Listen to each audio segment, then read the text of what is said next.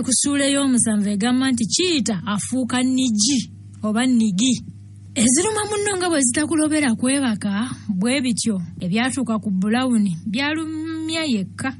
Wadde munne Ande tebyamukwatako nnyo era tebyamutwalira biseera na birowoozo. Weewaawo Ande yasasula puliida wa Brown era yageranga akaseera n'atwalira omusibe obuyambi, naye ng'okutwalira awamu teyaliiko kye yalumizibwa ky'amaanyi kubanga era yasigala akyakala ng'obwedda mu kafo kaabwe kali akassanyu. Ate n'ekyasingira ddala obukulu teyalwa n'afuna eyadda mu bigere bya Brown. Yafunayo omuganzi we omulala. Ate era ng'ebikolimo by'enkoko bwe bitatta kamunye, ye Kiita yeeyongera kugaggawala bugaggawazi. Obumotoka bwe buli bwagenda ne butuukira kumu, olwo n'aweza emmotoka 5 era ne yeetandikirawo ne kampuni y'okutambuza abantu gye yayitanga Magezi Luwombo Transporters Company.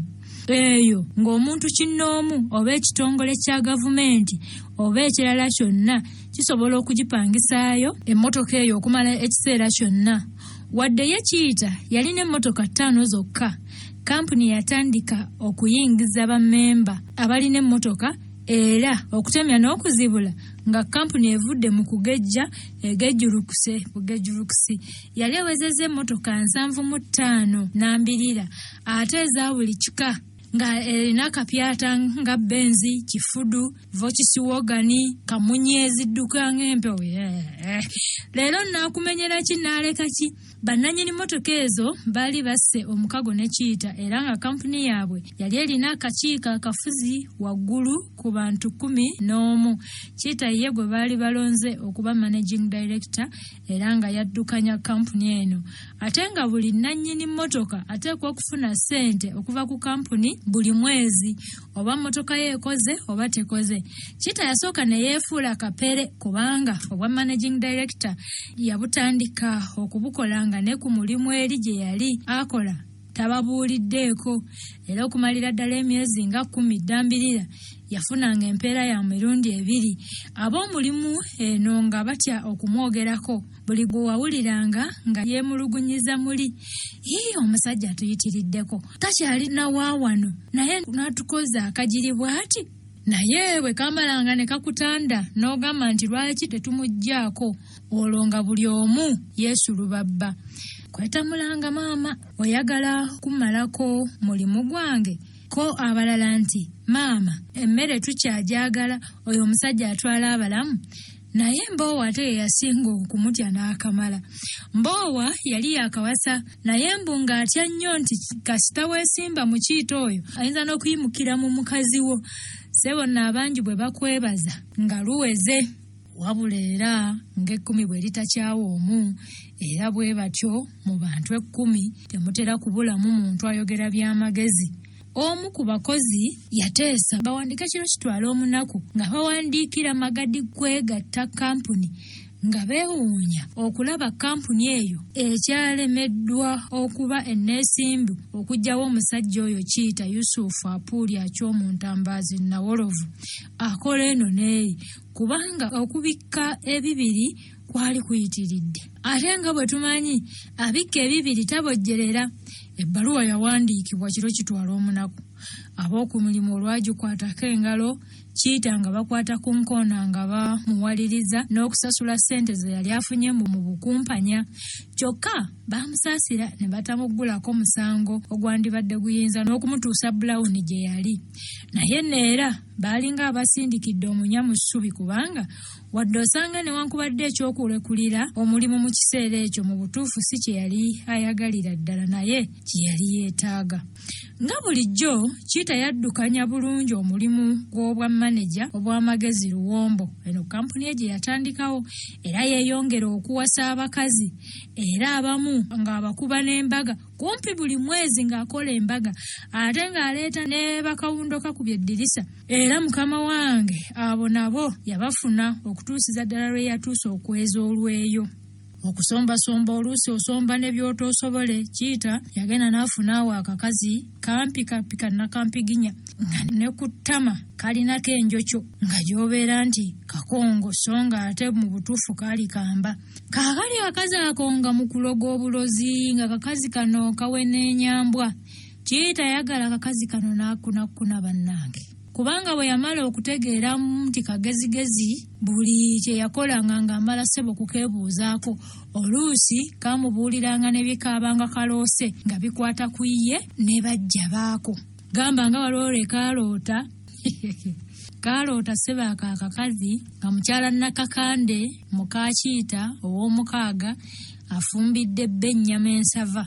Naye mbu baba batandika okugirya bati essowera lino likirungube eryo erya bbulu eryo ne liva eri ne lijjanga lizunga ng'eriwendule ne libanga erigwa ku mimwa gya Kiita. Awo ne livaawo. Bwe yali aliwujja eri bw'ati ne lizunga nga lidde eri akakyala kano ako kannakampiginya. Naye ne libanga erigwa ku ssowaani yaako. Ale ne liranduka liirya essowera ne ligenda lyekkata mu luwombo lw'omwami. Ne lisooka liwugira omwo mu ssupu ne liwuga. Awo we kaawawamukira. Munenga nkubwe waliwo abantu abalongo.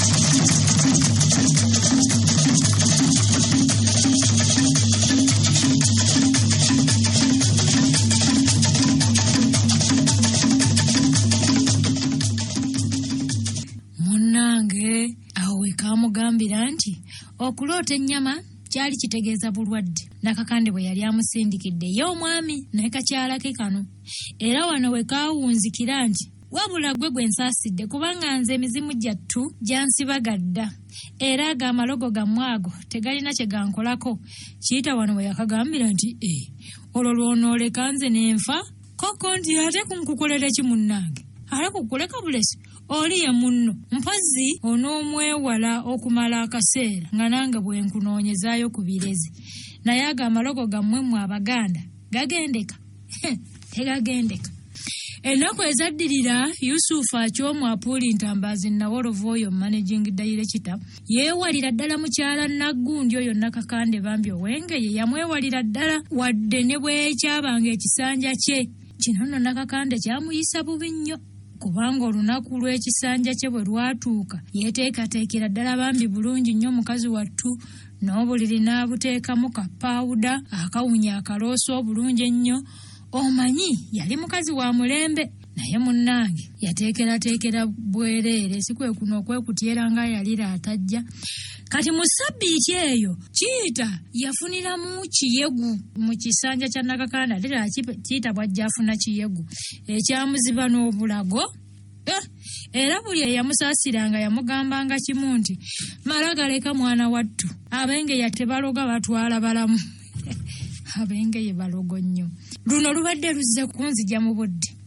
Wadde mu kwogera kino Kiita yali tayatudde mannya ga Nakakande naye ebigambo ebyo Nakakande byamufumita nnyo.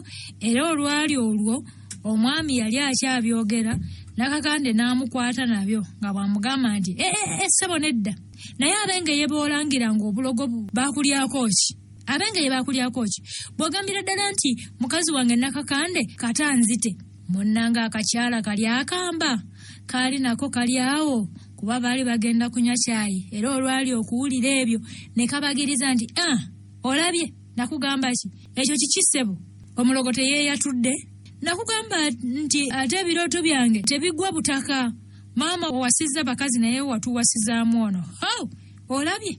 Munnange Nakakande yali tanywa guteeka ate olw'ekiniga n'akadubudubu bye yalina ku kakazi kano akatutta ekisanja kye teyakalinda na kumalayo bigambo wabula yakwata bukwasi bbinika ya caayi eyali awo nga yakava ku masiga n'agyeyoka agikabunduggulira bwe bbwa. Kaakaaba mugumu tinfudde nnyabo ne kazirika si katono akatto. Munnange mu ddwaliro baakatwala biwalataka kakazi katwera kaakongolerayo ddala emyezi 6 mulamba.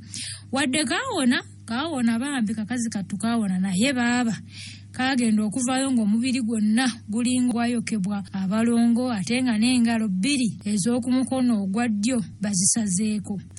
Kati bwe kadda kaali katuula okufumba kakazi katumo lyaka eryali kassa. Kiyita n'akaga nti nnyabo nedda nze siri ku bakunku. Neddala abasajja mmwe munnammwe yaliwa. Genda siri ku bakunku. Mbunga n'ekisenge Kiyita yali yakigaba dda anti mbunga abakyetaaga baali bangi. Akakazi kagenda kakukkulumako Kiyita genda kalekwe genda. Ebikolimo by'enkoko tebitta kamunye naye sijja kukuuma bakunku wano. Genda. Abo be basajja bammwe.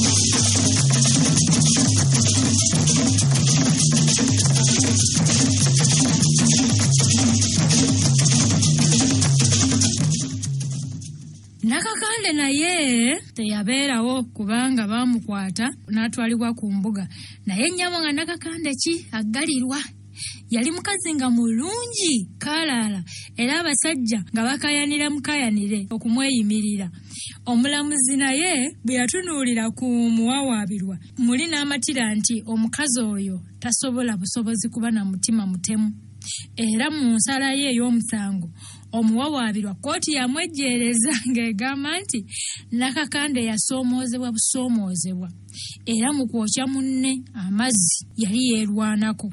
Aboogezi kye babeeredde bagamba nti Nakakande oluvannyuma mbu yafumbirwa omulamuzi oyo eyamwejjeereza. Omwogezi anti ye mwogezi munnange gwate muneetu n'agamba tutya. Ebyo byonna Kiyita tebyalina kye byamukosaamu wabula okugamba obugambi nti Katonda gwe yakeera enkya okuggulira ne bw'okola otya tolina ky'omuggyako. Yeeyongera okugaggawala wabula gye yakoma okugaggawala gye yakoma okufuuka omukumpanya ate gye yakoma okuwasa n'okuzaala. Ku mulimu abakozi yabakozanga kajiri nga abavuma nga abaduulira nga abalangira oluusi nga abakuba n'okubakuba. Abakozi bamukyawa kyokka nga bamutya ng'abatya Katonda. Bamupatikako amannya buli omu nga bwe yalabanga. Abamu nga bamuyita Pookino Waakuno, abalala Ssekiboobo, abalala Kyakulagganda n'abandi nti ekyo kimatankane. Naye yalaba abantu b'oku mulimu tebakyamwagala ne yeekwanira emikwano emirala. Awo ku kyalo okwo kwaliko ekkanisa nga ya busumba.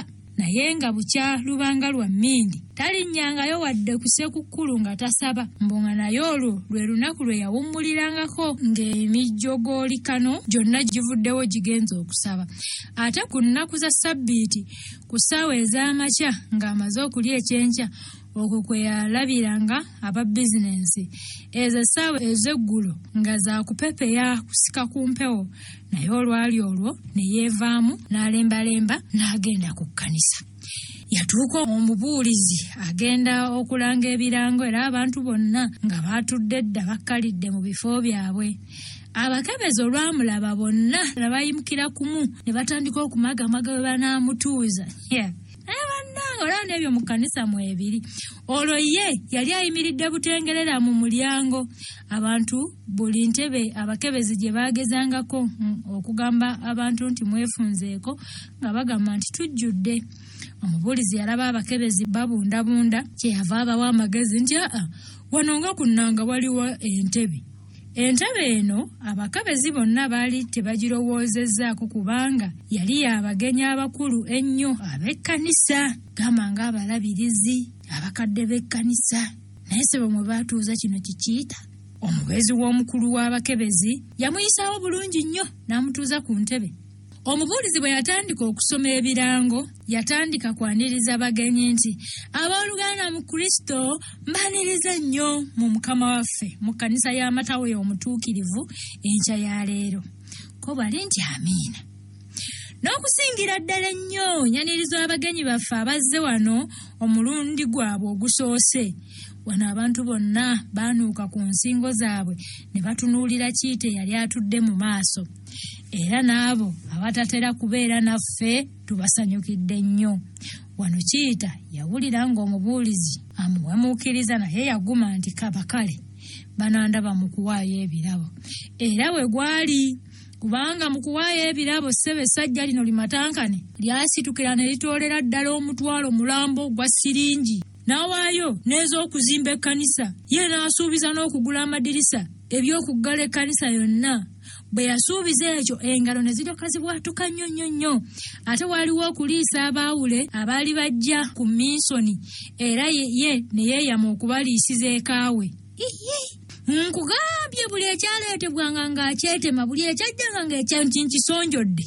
Kati ku nkomerero omwawule yayimuka ne yeebaza abantu bonna olw'okwerekereza ne bagaba ku kye balina era yali amaliriza. Omwawule yawunzika n'agamba nti naye bannange twebazeemu ak'ensusso omukristaayo munnaffe mwami Nawolovu Kiita olw'ebyo byonna Katonda byamukoza bulijjo mu mirimu egy'okukulaakulanya eggwanga lyattu, ate n'okusingira ddala olw'ebyo byatuwadde olwaleero yali abiwadde mmwe abawadde Katonda. Abantu ab'engeri eno Mukama Katonda be yeetaaga era n'ekkanisa be yeetaaga, era talema kubongera mikisa gye. Mukristaayo munnaffe tusaba Mukama akuddizeewo nnyo wojje. Abantu abatonotono baddamu nti amiina. Banange mwongereko amiina nti amiina. Amiina eyo tebagireeta si lwa kukkutiriza essala omwawule gye yali asabidde Kiita, wabula lwa mpisa eyali yakwata edda nti omwawule waabwe bwe yayogeranga baddangamu nti amiina, ngera bwe kiri mu kkanisa. Amiina banemu, amiina nti amiina, nga balinga abassa obusa ekikkowe nti omwawule aludde eddaaki n'afundikira essaala ye. Omuntu abadde agikooye. Kati okuviira ddala olwo Kiita yafuuka mukwano gw'ekkanisa era ekkanisa yafuuka buddukiro bwe. Buli lunaku olwa Ssabbiiti yabangako kye yeetema era abakebezi baamukuumiranga n'entebe y'essebo kubanga yali mutuusi wa kikeerezi wa lutentezi. Okumanya ng'omusajja w'abandi ssebo yakwata ekkanisa, kwolwo lwe bakyaza abaawule abaali ku minsoni ye yabaliisa. Ate nga mu butuufu yabateekerateekera n'akunakuna.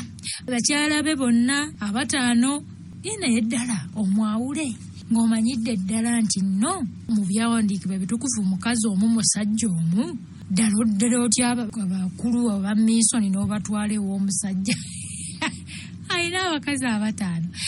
Abakyala be bonna abataano yabalaalikirawo era n'abakuutira bafumbe bulungi nnyo era bategeke n'ekkanisa eryoke etegeere obulungi obuli mu Mukama okuwa omusajja abayambi abangi mu kifo ky'omu. Okitegedde kyategeeza wano nti ekkanisa eryoke etegeere nti omukazi omu aba tamala, kyetaaga omusajja omu n'omuwa abakazi bataano balyoke bamanye nti ejjoogo liri wano bannange. Okumanya ng'omusajja yategeka buli omu ku bakyala be yamugulira engoye bbiri, olumu nga lwakusabiramu ate olulala nga lwakujjuliramu mmere oba okusosootoleramu. Mu kkanisa abakyala bano bonna baatuula wamu eno ku ludda lw'abakyala. Olwamala okuwaayo ebirabo bwe bati bonna ne bafulumira kumu ng'abaduumire nga beeyuneeka okulinda abagenyi. Buli omu ku bakyala yali alina omulimu gw'aweereddwa. Omugole ye yali aweereddwa ogw'okufukirira abagenyi awamu n'okuweereza ku mmeeza yaabwe. Ekyali ewa Kiita nakiraba ku mbaga y'amajanja, wabula ekyasinga okulabika ennyo be bantu ab'olumaggamagga abaava ku kyalo ne mu kkanisa, so nga ekkanisa yali ekoowodde buli muntu yenna okujja ku kyemisana n'okulamusa ku bagenyi. Ekyemisana bwe kyaggwa, Kiita yayanjulira abagenyi be abantu b'omu maka ge abaminsani. Kiita yabamalako ebyewungula. Bwe yabanjulira olwebeeya lw'abakyala, olwebeeya teruba lwa nkoko, lwa bwana bwa nkoko olwebeeya. Bwe yabanjulira olwebeeya lw'abakyala be, naye mu bagenyi bonna Levulandi Yekoyaada oyo Levulandi Yekoyaada ye yasinga okusanyusa abantu. Bwe yabejjagala n'agamba nti owa Omukama agaba akyengera, ndowooza oba yali yeewuunya omukkuto gwe yalina. Munnange nga nkulabira.